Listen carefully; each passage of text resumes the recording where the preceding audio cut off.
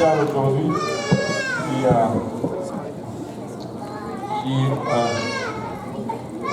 j'ai cherché la face du Seigneur pour le message d'aujourd'hui. Et lui, il m'a montré une face. Donc j'ai appelé cette face. C'est pas moi qui prêche aujourd'hui, c'est le pasteur Lionel qui prêche. Sans plus tarder, on va m'inviter à venir et à prendre la parole. Alléluia. Le Seigneur est bon. Amen. Alléluia. Le Seigneur est bon. Amen. Alléluia. Pour qui est-ce que le Seigneur a été bon cette semaine? Alléluia. Si tu reconnais que Dieu a été bon pour toi, alléluia. Si tu peux battre tes mains, si tu peux prendre le temps juste de louer le Seigneur. Alléluia. Si tu peux reconnaître que Dieu a été bon. Alléluia. Si tu peux reconnaître que le souffle de vie, c'est pas la bonté du Seigneur. Alléluia. Si tu es aujourd'hui dans cette place, c'est parce que Dieu a été bon pour toi. Alléluia, alléluia, alléluia. Alléluia. Alléluia. Vous savez, je trouve que très souvent, on n'est pas assez reconnaissant pour le Seigneur. Alléluia. Souvent, on prend trop les choses pour acquis. Et je ne suis pas en train de parler juste à quelqu'un, mais je parle à moi-même. Souvent, des choses, on les regarde, on les prend pour acquis. Mais le Seigneur est bon. Amen. Le fait qu'on soit ici aujourd'hui, le Seigneur est bon. Amen. Le fait qu'on serve le Seigneur est bon. Amen. Alléluia. C'est pour ça que je veux toujours le louer de tout mon cœur et de toute mon âme. Amen. Alléluia. Merci Seigneur. On va aller dans nos Bibles, dans le livre d'Ésaïe chapitre 8. Ésaïe chapitre 8, on va lire le dernier verset de ce chapitre. Et pendant qu'on cherche, je tiens encore à dire à quel point j'apprécie et j'aime mon pasteur. Alléluia. Et c'est vraiment un homme de Dieu. Amen. C'est vraiment un homme de Dieu. Hier, quand il m'a appelé, bon, il était très très tard. Normalement, j'étais tellement fatigué et épuisé que je croyais que j'avais mis mon téléphone sur vibreur. Et avec cette fatigue, normalement, je ne devais même pas ressentir cette vibration. Mais je ne sais pas comment ça s'est passé, mais le téléphone a sonné. Et là, il me parlait, je ne sais même pas si les mots qui sortaient de ma bouche faisaient même du sens. Mais j'ai entendu au milieu de tout cela que je prêchais aujourd'hui. Et je rends grâce au Seigneur parce que je sais que même si j'étais fatigué et que je n'avais aucun plan pour prêcher aujourd'hui, je sais qu'il a entendu de la part du Seigneur. Amen. Et s'il a entendu, ça veut dire que le Seigneur a un message pour chacun d'entre nous ici aujourd'hui. Amen. Alléluia. Donc j'apprécie beaucoup mon pasteur et je copie vraiment son exemple. J'apprécie chacun des hommes de Dieu ici présents. Et nous avons une équipe de feu. Amen. Alléluia. Nous avons une équipe de feu à Montréal. Et nous allons prendre cette ville et cette province. Amen. Alléluia. Et le livre d'Ésaïe, Ésaïe chapitre 8, verset 23, la Bible dit: mais les ténèbres ne régneront pas toujours. Alléluia. Qui se rappelle quand le pasteur Serge avait prêché sur ça? Les ténèbres ne régneront pas toujours. Et c'est pas ça toujours résonné dans ma tête jusqu'à aujourd'hui. Et quand je vois quelque chose qui est ténébreux, je dis: tu ne régneras pas toujours. Alléluia. Tu ne régneras pas toujours. Mais regarde, la Bible dit: les ténèbres ne régneront pas toujours. Sur la terre où il y a maintenant des angoisses. Si les temps passés ont couvert de pro le pays de Zabulon et le pays de Nephtali, les temps à venir couvriront de gloire la contrée voisine de la mer, au-delà du Jourdain. Que quelqu'un dise au-delà du Jourdain. Le territoire des gentils. Alléluia. Et avec l'aide du Seigneur, je veux préciser sur ce message. Va au-delà du Jourdain. Va au-delà du Jourdain. Et je vais demander au pasteur s'il peut prier pour eux. Nous devons nous voir ensemble vers le Seigneur. Père, nous te rendons grâce encore une fois pour ton amour, ta bonté et ta fidélité, Seigneur. Alléluia. Nous te remercions pour le temps dans ta présence. Nous reconnaissons, Papa, que c'est une grâce non méritée, c'est un privilège non mérité. En ce moment, alors que nous venons pour entendre de ta part, réalisons encore une fois que nous sommes des êtres charnels et naturels pour qui les choses spirituelles sont folie. Et sans ton aide, nous pouvons les concevoir, Seigneur. Aide-nous maintenant, par être ton serviteur, à donner cet oracle sans crainte, ni faveur, ni hésitation. Aide-nous tous ensemble à recevoir de ta part. Et et que nos cœurs produisent, Papa, le fruit de repentance, et que ce fruit nous conduise jusque dans la vie éternelle. Au nom de Jésus, nous te prions avec action de grâce dans le cœur. Disons tous au nom de Jésus. Vous pouvez battre vos mains pour le Seigneur avant de vous asseoir. Alléluia. Alléluia. Alléluia. Vous pouvez vous asseoir dans la présence du Seigneur. Alléluia. Et je tiens vraiment à rendre grâce à toutes ces personnes qui nous aident pour l'œuvre du Seigneur. Alléluia. Vous savez, souvent, quand on rend honneur, on ne mentionne pas votre nom, mais votre nom est connu dans les cieux. Alléluia. Le Seigneur sait exactement ce que chacun d'entre nous fait. Et je sais que nous allons avoir notre récompense. Amen. Amen. Et je rends grâce au Seigneur également pour mon épouse. Parce que sans elle, l'œuvre du Seigneur dans ma vie ne serait jusqu'à possible. Alléluia.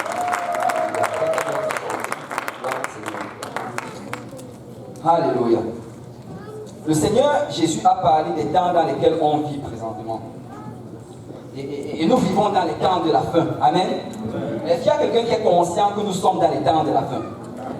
Alléluia. Tu sais, si tu regardes ta Bible et que tu compares ça au temps présent, tu réalises que nous sommes dans les temps de la fin. Tu réalises qu'à n'importe quel moment, quelque chose peut exploser. À n'importe quel moment, quelque chose peut se produire. Et toute cette stabilité dans laquelle nous sommes présentement vont juste être bouleversées. Amen. Mais dans le livre de Matthieu, chapitre 24, Jésus parle des temps de la fin. On nous dit au verset 3, il s'assit sur la montagne des Oliviers. Les disciples vinrent en particulier lui faire cette question. Dis-nous, quand cela arrivera-t-il? Et quel sera le signe de ton avènement et de la fin du monde? Et si tu regardes un peu avant, à partir du verset 1, tu réalises que tout ce que les disciples avaient fait, c'est qu'ils étaient en train de complimenter le temple. Ils disaient, mais est-ce que tu vois ce temple, tu vois sa beauté, tu vois la construction, comment est-ce que tout a été bien fait? Mais tu sais, Jésus, il a répondu, il a donné une réponse complètement hors contexte. Il a dit, de tous ces murs que vous voyez, aucune pierre ne va rester sur une pierre. Toutes ces choses vont être détruites. Et tu sais, Jésus, en fait, il n'était pas impressionné par les choses de l'extérieur. Il n'était pas impressionné par toutes ces choses qu'on réalisait, parce que ses yeux étaient vers la fin. Et je crois que ça prend vraiment qu'on arrive à ce temps-là, qu'on arrive dans cette dimension-là. On commence à comparer tout par rapport à la fin. Amen. On compare tout par rapport au retour du Seigneur. Écoute, peut-être que je suis en train de travailler, mais ce travail-ci, si la trompette sonne aujourd'hui, où est-ce que je serai? Amen. Peut-être je vais à l'école, mais si la trompette sonne aujourd'hui, où est-ce que je serai? Je ne dis pas qu'on ne doit pas travailler ou ne pas aller à l'école, mais il faut qu'on mette cela à leur place et qu'on réalise que le salut est plus important que toutes ces choses. Amen. On réalise que non, il n'y a aucun travail, il n'y a aucune école qui va me voler mon salut. Il n'y a rien de tout cela qui va m'éloigner de l'éternel. Amen. Mais là, il leur dit que regardez, tout cela, rien de cela ne va rester. Et là, il commence à leur parler. Il leur dit justement ce qui va arriver à la fin des temps. À partir du verset 4, on dit, Jésus leur répondit, prenez garde que personne ne vous séduise, car plusieurs viendront sous mon nom, disant c'est moi qui suis le Christ. Ils séduiront beaucoup de gens. Et vous savez, quand tu regardes ceci, si tu es un peu conscient de l'actualité, si tu regardes un peu ce qui se passe au travers du monde, des religions, tu vas réaliser que la plupart des personnes qui viennent se faire passer pour des divinités, ils vont toujours dire qu'ils sont Jésus. Il n'y a aucune de ces personnes-là qui va venir un jour dire que je suis Mohamed qui est ressuscité. Aucune de ces personnes ne va dire je suis Bouddha qui est ressuscité. Mais ils vont toujours dire je suis Jésus. Je reviens, je suis Jésus. Et tu sais, ça c'est ce que Jésus avait dit. Ce n'est pas une coïncidence que le Seigneur l'a dit. Parce que Jésus était Dieu manifesté en chair. Il pouvait le dire parce qu'il savait que ça allait arriver.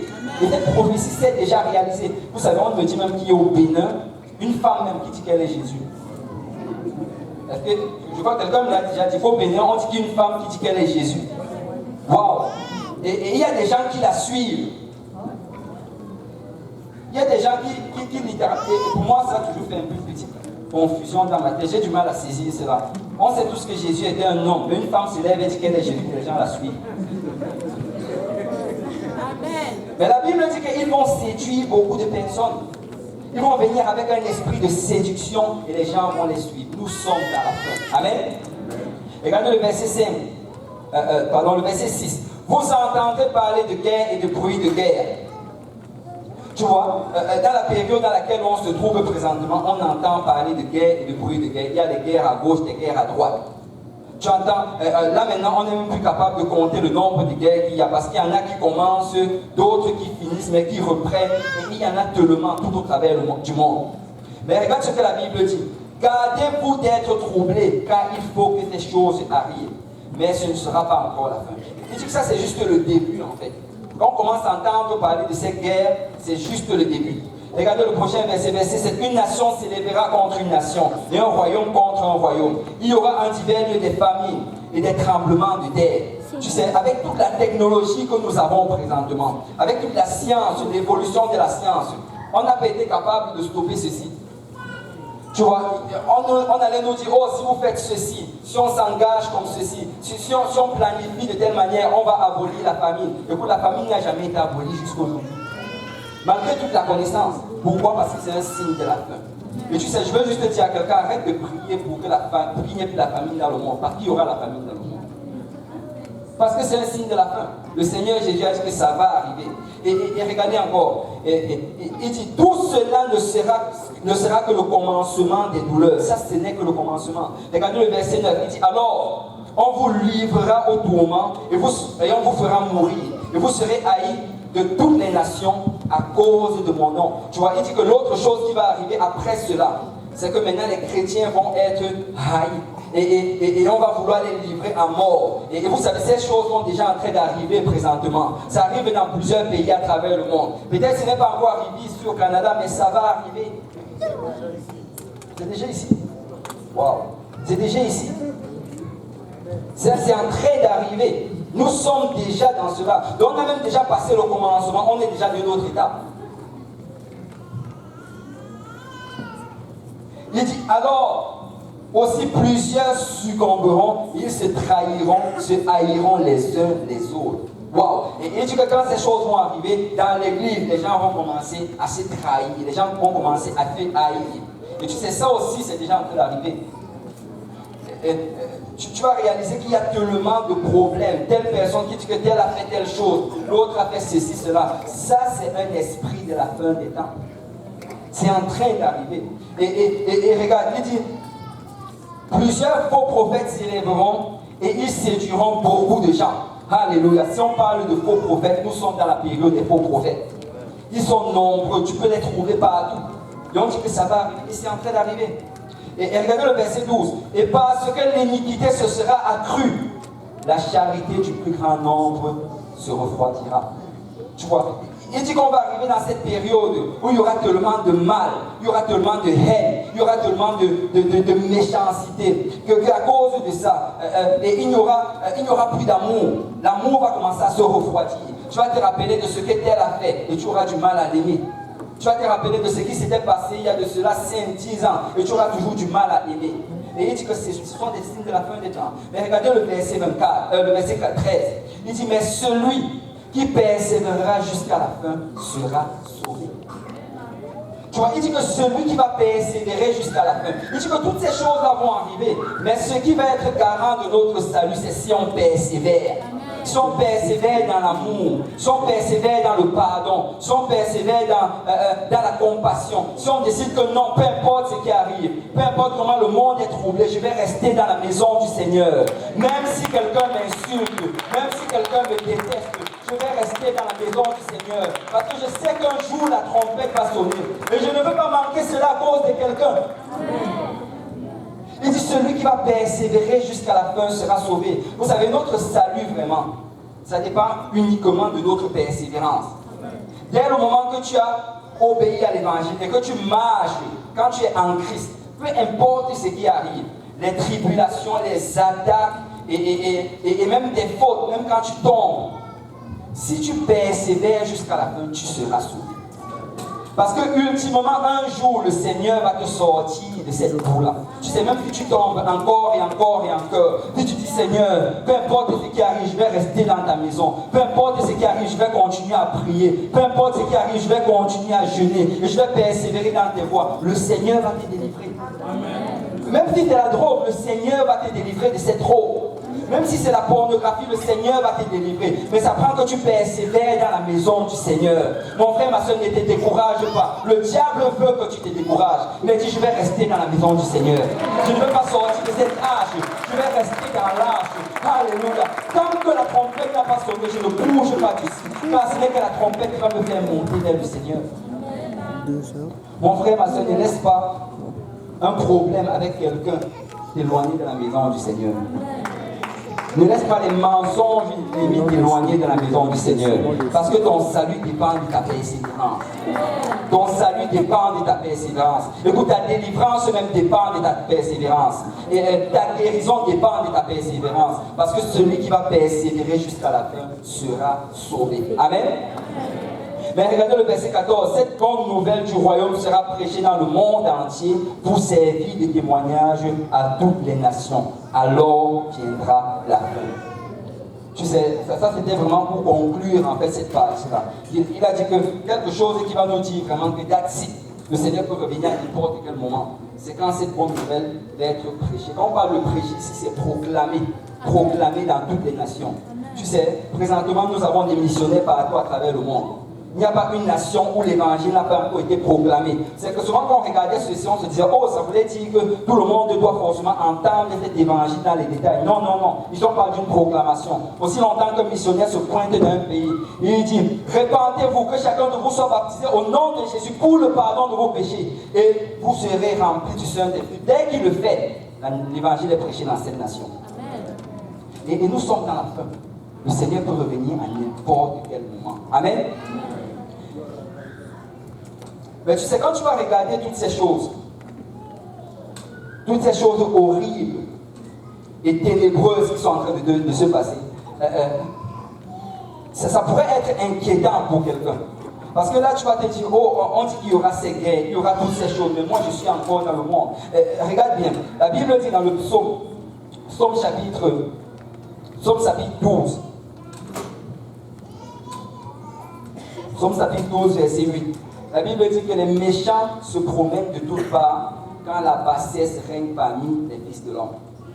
Tu vois, la Bible dit que littéralement, ce qui va se passer quand il y aura la bassesse, on parle de bassesse, on parle en fait de méchanceté et des valeurs qui avant étaient de Dieu, mais maintenant qui sont des valeurs du monde et qui vont à l'encontre de Dieu. Quand toutes ces choses-là sont en train de régner, il y aura des méchants partout.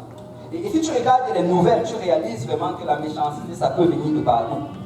Je ne sais pas si vous avez vu cela, mais cette semaine, j'ai vu que c'était, je ne sais plus dans quel pays exactement, mais qu'il y a un jeune homme qui a pris son enfant et il s'est pendu avec son enfant de 11 mois en live sur Facebook. C'était cette semaine, ça s'est produit. C'est-à-dire un père, il est le père naturel de cet enfant. Parce qu'il a eu des problèmes avec son épouse et il a pris l'enfant de 11 mois, il a pendu l'enfant, live sur Facebook, après il s'est pendu. Parce qu'aujourd'hui, la bassesse règne de toutes parts. Les méchants sont partout. Tu sais, même dans les familles, maintenant, même avant de confier ton enfant à ton oncle ou à ta tante, tu te poses d'abord des questions. À cause de toutes ces choses qu'on entend. Pourquoi? Parce que la bassesse est en train de régner de toutes parts. Et dans le psaume, chapitre 11, verset 2, alléluia, la Bible dit, dans psaume 11, verset 2, on dit car voici les méchants bandent leur arc. Ils ajustent leur flèche sur la corde pour tirer dans l'ombre sur ceux dont le cœur est droit. Tu sais, on dit que maintenant, là, les coups, là, ce sera dans l'ombre. Ça veut dire que ça peut arriver à n'importe qui. Tu peux même être aujourd'hui dans la maison du Seigneur, servir le Seigneur de tout ton cœur, mais tu reçois une flèche. Vous savez, souvent, on avait tendance à penser que quand tu vas devenir chrétien, tu ne vas plus jamais tomber malade. Il y a des gens qui pensaient cela. Mais quand tu deviens chrétien, en fait, tu n'auras plus jamais de problème, tu n'auras plus des dettes, il n'y aura plus des gens qui vont te haïr, tout le monde va t'aimer. Quand tu vas tendre la main, tout le monde va te saluer. Quand tu vas sourire, on va te remettre le sourire. Et on pensait en fait qu'être chrétien, ça veut dire que tu es en fait sorti du monde. Non, non, nous sommes encore dans le monde. Amen. Nous ne sommes pas de ce monde, mais nous sommes encore dans le monde. Et certaines des flèches vont nous attraper. Et quand certaines personnes pensent que quand quelqu'un tombe malade, c'est forcément parce qu'il a fait quelque chose. Non, non, non. Parce que nous sommes encore dans le monde et toutes ces choses qui arrivent souvent, ça va nous attraper. Et la Bible te dépeint vraiment cette image sombre de notre temps. Parce que dans notre temps, c'est ce qui arrive. Si tu commences à regarder les nouvelles, ça va de mal en pire. C'est sombre, sombre, sombre. Mais quand tu regardes cela, regardez le prochain verset, psaume 11, verset 3. On nous dit que quand les fondements sont renversés, le juste, que fera-t-il? Ça veut dire que je suis juste aujourd'hui, je veux servir le Seigneur, mais je vois toutes ces choses-là aux alentours de moi qui sont sombres, ténébreuses. Qu'est-ce que je dois faire? Vous savez, quand ces choses arrivent, nous devons réclamer les promesses du Seigneur. Écoutez, nous sommes un peuple qui avons des promesses. Nous avons des promesses de délivrance. Nous avons des promesses de restauration. Oh oui, nous allons peut-être tomber malades. Mais tu sais, la Bible dit que par ces meurtrissures, nous sommes guéris. Donc tu peux dire, Seigneur, par tes meurtrissures, je suis guéri. Je n'ai pas besoin de rester malade. Peut-être tout le monde autour de moi est affecté. Mais moi, je peux être guéri parce que j'ai des promesses. Tu sais, peut-être que tu regardes et des gens sont liés. Et ils ont du mal à sortir de l'alcoolisme, de la drogue. Et que tu te trouves dans cette même situation. Écoute, il y a une promesse pour cela. La Bible dit que 1000 vont tomber à ta gauche, 10 000 à ta droite, mais toi tu vas continuer à tenir debout parce que le Seigneur est en train de veiller sur toi. Nous avons des promesses. Alléluia. Tu sais, le Seigneur a rempli cette parole de promesse. Et il dit qu'il ne va jamais t'abandonner, qu'il ne va jamais te délaisser. Et il dit qu'il va te restaurer, que si tu tombes, il va te relever, que si tu es dans les ténèbres, il sera ta lumière. Nous sommes un peuple qui avons des promesses. Tu sais, il y a des choses qui nous sont arrivées. Mais depuis que je sers le Seigneur, il y a tellement de choses qui nous sont arrivées. Non seulement moi, non seulement mon épouse et moi, mais en plus beaucoup de personnes dans cette église. Il y a des gens qui ont eu à passer des mois à l'hôpital avec leurs enfants. Alléluia. Mais tu sais quoi? Parce que nous avons des promesses. Le Seigneur nous a sortis de cela. Parce que nous avons réclamé ces promesses. Alléluia. Le Seigneur nous a sortis de cela. Seulement parce que tu as réclamé ces promesses, le Seigneur a sorti tes enfants de l'hôpital. Et nous devons continuer à réclamer ces promesses. Parce que nous sommes un peuple de promesses. Écoute, peut-être que c'est ténébreux, mais nous avons des promesses. Amen. Nous avons des promesses. Nous n'avons pas été abandonnés dans le monde, mais Dieu est en train de veiller sur nous. Alléluia. Mais tu sais, la promesse à laquelle je veux vraiment tirer notre attention aujourd'hui, c'est dans le livre d'Ésaïe, Ésaïe chapitre 9.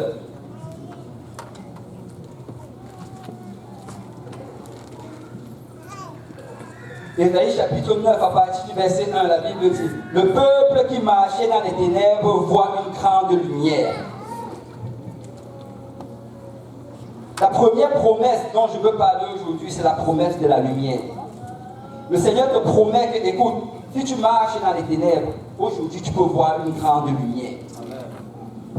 Tu sais, quand on parle des ténèbres, ce n'est pas une chose. Je ne sais pas s'il y a quelqu'un ici là qui aime naturellement les ténèbres. Non, parce qu'on n'a pas été fait pour aimer la ténèbre. Nous, on était fait pour aimer la lumière, parce que notre Dieu est lumière. Amen.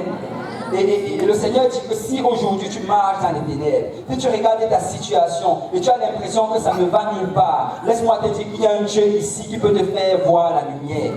Il y a un Dieu ici qui peut te faire voir le bout du tunnel. Et parce qu'il te dit que si tu marches dans les ténèbres, tu vas voir cette lumière. Tu sais, une des choses les plus ténébreuses en fait, c'est ce qui concerne ce qui se passe après la mort. Tu sais, tout le monde est dans le monde aujourd'hui, ils ont peur de la mort. Ils ont tous peur de la mort. Amen. Moi, quand j'étais dans le monde, j'avais peur de la mort. On pouvait aller dans les clubs, on pouvait aller dans les bars, faire ces choses-là. Mais quand j'allais rentrer le soir chez moi, j'allais me coucher, j'allais dire, mais si je meurs cette nuit, je suis mort. Parce que je savais que si j'allais de l'autre côté, ce n'était pas une bonne chose pour moi ce temps-là. Et dans le monde, tu as peur de la mort. Et tu sais, quand tu viens à Dieu, la première des choses que le Seigneur va d'abord faire, c'est qu'il va ouvrir tes yeux. Il va te faire réaliser qu'après la mort, il y a de grandes choses qui t'attendent. Après la mort, il y a des tas de bénédictions qui t'attendent. Et après la mort, c'est même encore mieux qu'avant la mort. Parce qu'après la mort, tu seras toujours avec le Seigneur. Et avec cela, tu peux marcher dans l'assurance. Alléluia. Depuis que j'ai donné ma vie à Dieu, je n'ai plus peur de la mort. Ok, je ne dis pas par là que tu vas venir me mettre une arme devant le village. Peut-être ma chair va réagir. Mais si je me tue par accident, je n'ai pas peur de la mort. Il dit, ceux qui habitaient dans le pays de l'ombre et de la mort, une lumière resplendit. Et regardez le verset 2. Tu rends le peuple nombreux. Tu lui accordes de grandes joies. Il s'est réjoui devant toi comme on s'est réjoui à la moisson. Comme on pousse des cris d'allégresse au partage du butin. Alléluia. Tu sais, il dit que la deuxième chose, c'est que tu vas avoir la victoire. Tu vas être joyeux. Cette joie que tu vas avoir, ce sera comme au partage du butin. Écoute, le Seigneur a de la joie pour toi aujourd'hui. Oh, je ne suis pas en train de parler du bonheur parce que le bonheur est temporaire, mais le Seigneur a de la joie pour toi. La Bible appelle cela une joie ineffable. Une joie en fait que tu ne peux même pas décrire. C'est une joie que tu reçois quand tu reçois le Saint-Esprit. Et Dieu a de la joie pour toi aujourd'hui parce que c'est une promesse pour toi.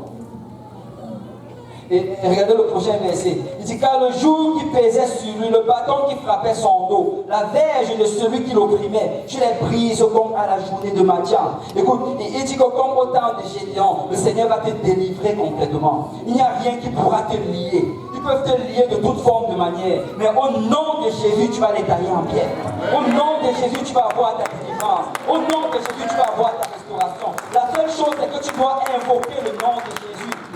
Ils peuvent être à gauche, à droite, devant, derrière, mais dès le moment que tu invoques le nom de Jésus, tout genou fléchit dans les cieux, sur la terre, sous la terre, parce que rien ne peut tenir devant le nom de Jésus, peuple de Dieu. Et nous avons cette promesse. Nous avons cette promesse. Et regardez le verset 4. Ça c'est une de mes promesses favorites. Il dit, car toutes chaussures qu'on porte dans la mêlée et tout vêtement guerrier roulé dans le sang seront livrés aux flammes pour être dévorés par le feu. Alléluia. Tu sais, quand c'est la description de ce qu'il fait ici, en train de parler des habits de guerre, des vêtements de guerre. Écoute, il dit que tu n'auras même plus besoin de te battre. Tu n'auras même plus besoin. Tu vas devoir prendre des vêtements de guerre, tu les jettes dans le feu. Pourquoi? Parce que Jésus combat pour toi. Jésus marche devant toi. Et quand l'ennemi s'approche, il combat chacun de tes combats. Il veille sur toi jour et nuit. Écoute, même quand tu ne le sais pas, Jésus veille sur toi. Même quand tu es endormi, Jésus veille sur toi. Oh peuple de Dieu, combien de fois nous avons marché sans même réaliser qu'il y avait des anges autour de nous.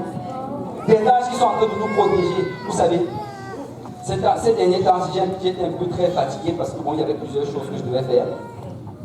Mais il m'est arrivé plusieurs fois, qu'en conduisant, que je m'endors. Et après m'être endormi, je me réveille net au moment où j'ai déjà traversé un obstacle. Bon, ça c'est épeurant. Amen. Mais je veux juste te dire à quelqu'un que Jésus veille sur. Si tu regardes bien dans ta vie, tu vas voir combien de fois le Seigneur t'a protégé. Combien de fois il t'a fait sortir de ces pièges dans lesquels l'ennemi voulait te coincer. Parce que nous avons un protecteur. Écoute, nous n'avons même plus besoin de nous battre parce que Jésus combat pour nous. Tout ce que nous devons faire, c'est d'invoquer son nom et de lui faire confiance. Il dit, Seigneur, je sais que tu vas combattre ce combat. Je sais que tu vas me donner la victoire. Et tout ce que je vais faire, c'est de te louer. Et je vais t'adorer. Et je vais attendre avec persévérance cette victoire. Mais tu sais, quand il donne toutes ces promesses-là, après les avoir toutes données, regarde bien ce qu'il dit au verset 5. Car un enfant nous est né. Car un enfant nous est né. Tu sais, il dit que tout cela va arriver uniquement parce qu'un enfant nous est né. Souvent on lit ce passage et on le lit souvent hors contexte. Et c'est bien parce que ça parle de l'unicité. Et je vais aussi mentionner cela. Mais ce que je vais dire à quelqu'un aujourd'hui, c'est que tu peux réclamer toute chose parce qu'un enfant nous est né. Le Seigneur te dit que toute chose aujourd'hui t'est soumise parce qu'un enfant nous est né. Il dit que tu peux regarder vers cet enfant-là. Il dit que parce qu'il est né, je peux avoir la victoire aujourd'hui. Oh, peu importe l'intensité de ton problème, peu importe la gravité de la situation, tu peux juste te dire car un enfant nous est né. C'est parce qu'un enfant nous est né. Et regardez, il dit car un enfant nous est né, un fils nous est donné, et la domination reposera sur son épaule. On l'appellera admirable, conseiller, Dieu puissant, Père éternel, prince de la paix. Et regardez le verset 6. Donné à l'empire de l'accroissement et une paix sans fin au trône de David et à son royaume, l'affermir et le soutenir par le droit et par la justice, dès maintenant et à toujours. Voilà ce que fera le zèle de l'Éternel des armées. Tu sais, il dit que parce que cet enfant nous est né, tu vas obtenir de l'accroissement.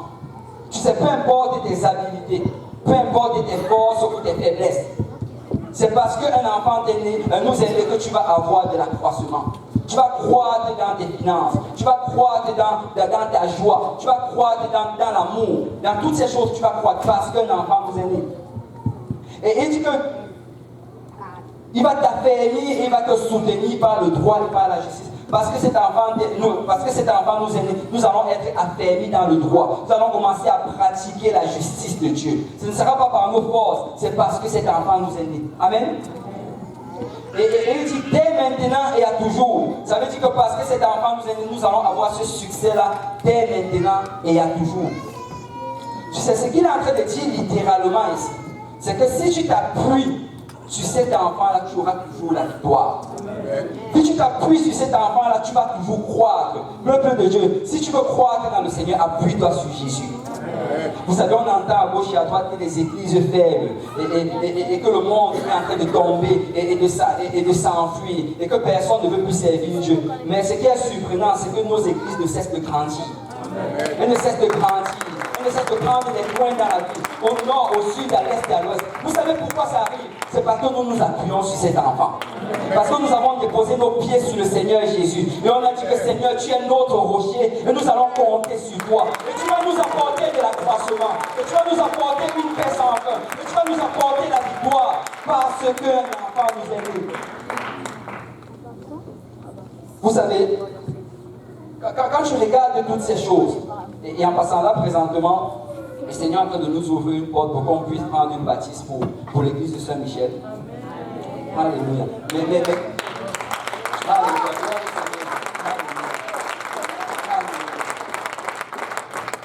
Mais tu sais, quand tu regardes cela, l'église qui était avant dans cette bâtisse-là, on m'a dit que cette église-là s'est dissolue.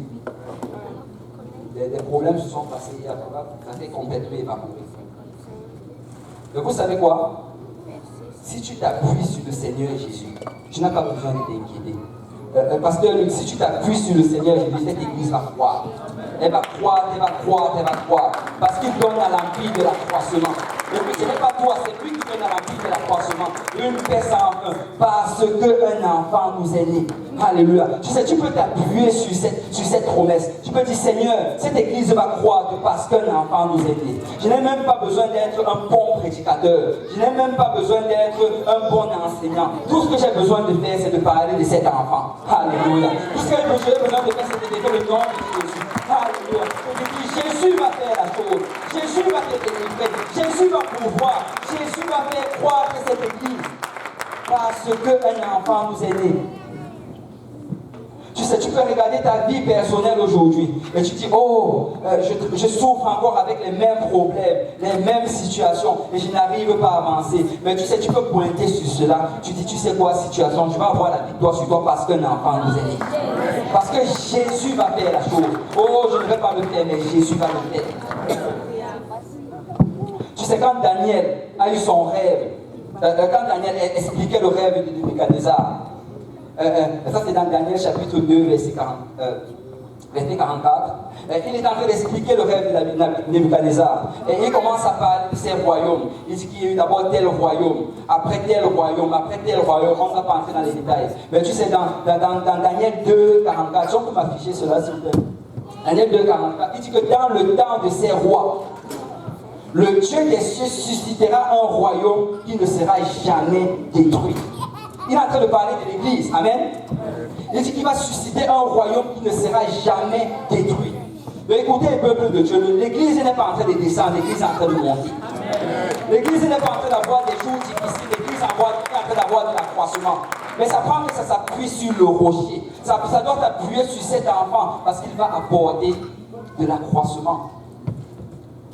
Et il dit qu'il ne passera point sous la domination d'un autre peuple. Je sais, peu importe les complots qu'ils peuvent faire pour les contre l'église, peu importe les associations de démons qui peuvent se réunir, l'église va croître.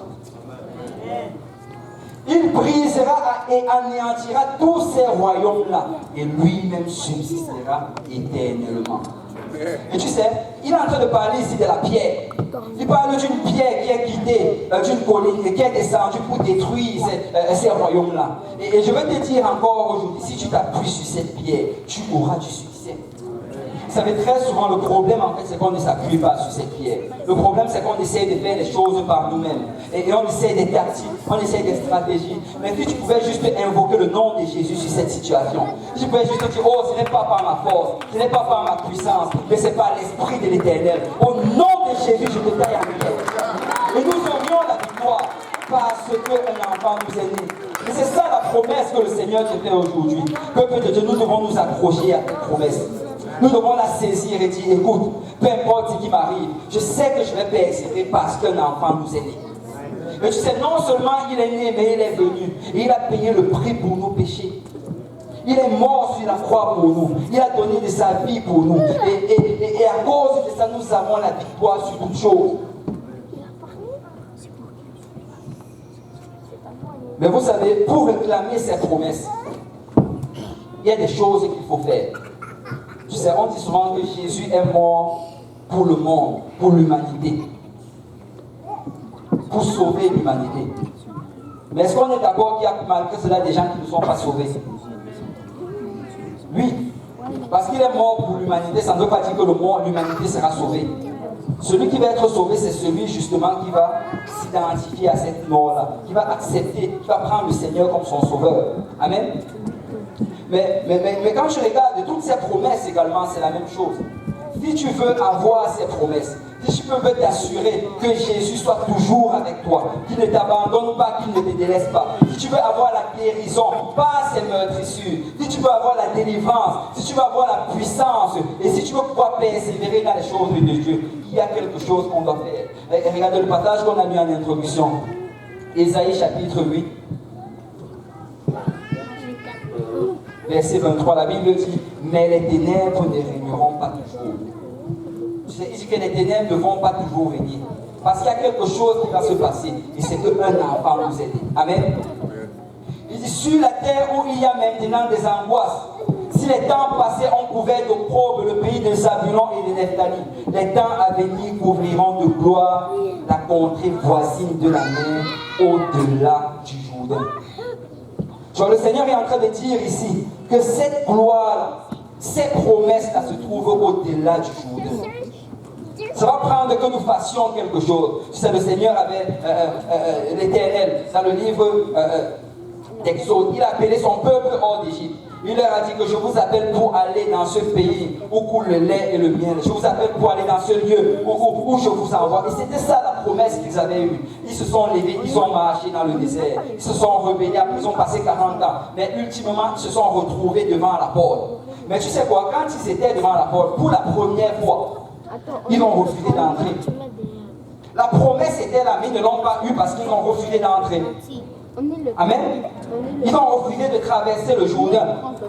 Et tu sais, parce qu'ils ont refusé de traverser le Jourdain, ils ont erré encore et encore et encore dans le désert pendant 40 ans. Parce qu'ils ne sont pas allés au-delà du Jourdain. Mais tu sais, la deuxième fois, quand ils sont revenus, cette fois-là, ils ont dit, nous allons traverser ce Jourdain. Et le Seigneur les a ouvert l'eau, et là, ils sont traversés à pied sec, ils sont rentrés à la terre promise. Parce que vraiment, ce qui nous sépare de notre promesse, c'est le Jourdain. Ce qui nous sépare de notre promesse, c'est le baptême au nom de Jésus. Tu sais, tu peux regarder toutes ces choses aujourd'hui, tu dis, oh, je les réclame, je les réclame, je les réclame. Mais laisse-moi te dire que tu ne vas pas les posséder tant que tu n'aurais pas traversé le Jourdain. Parce que la promesse se trouve au-delà du Jourdain. Alléluia. Est-ce qu'on peut se lever dans la présence du Seigneur? Tu sais, Pierre a prêché ce même message. Il a dit, Jésus est celui qui avait été promis. Il est né. Jésus est venu. Il est mort. Ensuite, il était enseveli. Et le troisième jour, il est ressuscité. Et dans Actes chapitre 2, verset 37, alors qu'il a prêché le message, ceux qui l'écoutaient ont dit, homme, frère, que ferons-nous? Tu viens de nous donner un message d'espoir. Tu viens de nous dire que Jésus est mort, Jésus est enseveli. il a été ressuscité. Tu viens de nous dire qu'on va voir la victoire, on va voir la délivrance, on va voir le salut, on va être rempli de joie, de paix et d'assurance. Mais qu'est-ce que nous, on doit faire? Et tu sais, cette même question doit encore résonner dans nos cœurs aujourd'hui. Qu'est-ce que je dois faire? Qu'est-ce que je dois faire pour obtenir ces promesses? Mais dans Actes chapitre 2, verset 38, Pierre leur dit, répentez-vous. Tu sais, la première des choses qu'il faut faire, c'est la repentance. Jésus est mort, nous devons nous repentir. Amen. Écoute, la mort de Jésus, si on veut pouvoir recevoir la promesse qui est accompagnée de cela, nous devons mourir en nous-mêmes. C'est ça la repentance. Quelqu'un doit se décider aujourd'hui, ça doit être le premier jour du reste de ma vie. L'ancien, on doit mourir. Et quand on se répand, ça veut dire que tu vas vers le Seigneur et tu dis, Seigneur, pardonne-moi pour mes péchés. À partir d'aujourd'hui, je vais être une nouvelle personne. À partir d'aujourd'hui, je veux te servir. Et c'est ça la repentance.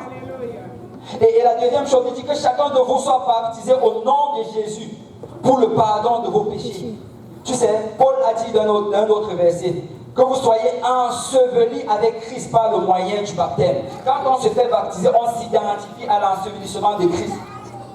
De la même manière que Christ est entré dans la terre, de la même manière que le vieil homme va entrer. Et quand tu vas sortir de l'eau, tu seras une nouvelle créature. C'est cette promesse que le Seigneur te fait aujourd'hui. Et il dit, au nom de Jésus-Christ, et je dois vraiment mettre l'emphase sur ceci, parce qu'aujourd'hui, comme on a lu au départ, nous avons des faux prophètes. Amen. Le monde est rempli de faux prophètes. Il y a des gens qui prêchent des choses qui ne sont pas dans la Bible. Mais je veux juste te redire encore aujourd'hui que dans la Bible, tu ne vas trouver, tous les baptêmes que tu vas trouver sera au nom de Jésus. Tout baptême dans la Bible, c'est au nom de Jésus. Écoute, ils peuvent prêcher, ils peuvent baptiser comme ils veulent. Ils peuvent choisir n'importe quel nom. Mais nous allons baptiser au nom de Jésus. Parce que nous voulons nous assurer d'avoir cette promesse. Et la promesse, c'est dans le nom de Jésus. La Bible dit que toute chose que vous fassiez en parole ou en œuvre, faites-le au nom de Jésus. Alors nous guérissons les malades au nom de Jésus. Nous ressuscitons les morts au nom de Jésus. Alors le baptême doit se faire au nom de Jésus.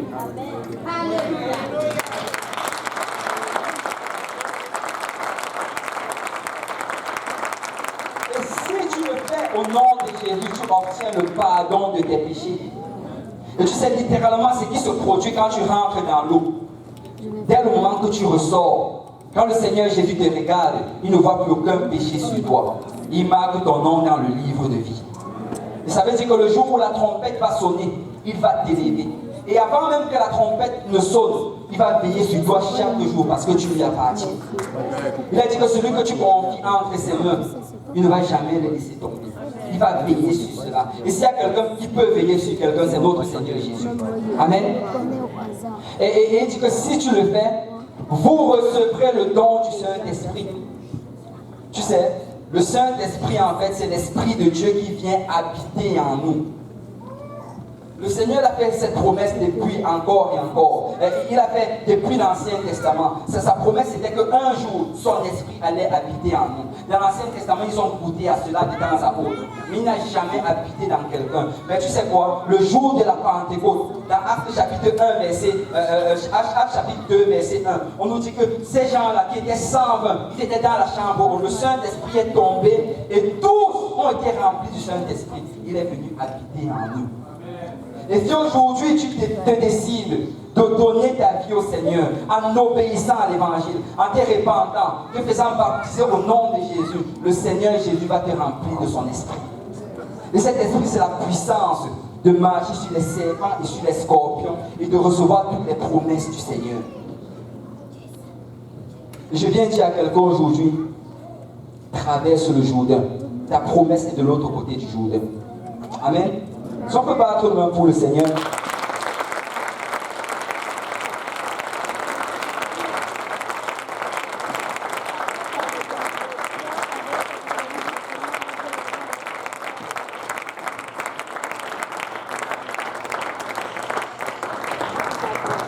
Alléluia. Vous savez, le Seigneur Jésus a rendu les choses vraiment faciles.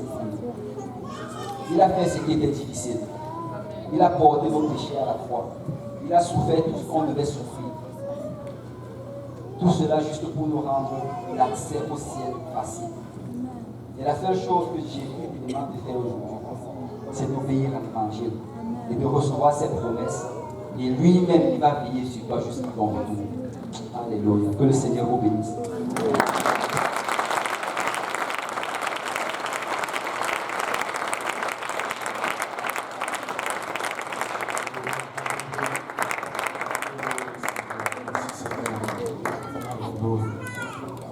Je vais demander à nos musiciens de venir. Ok, ça va. Je vais le faire plus tard.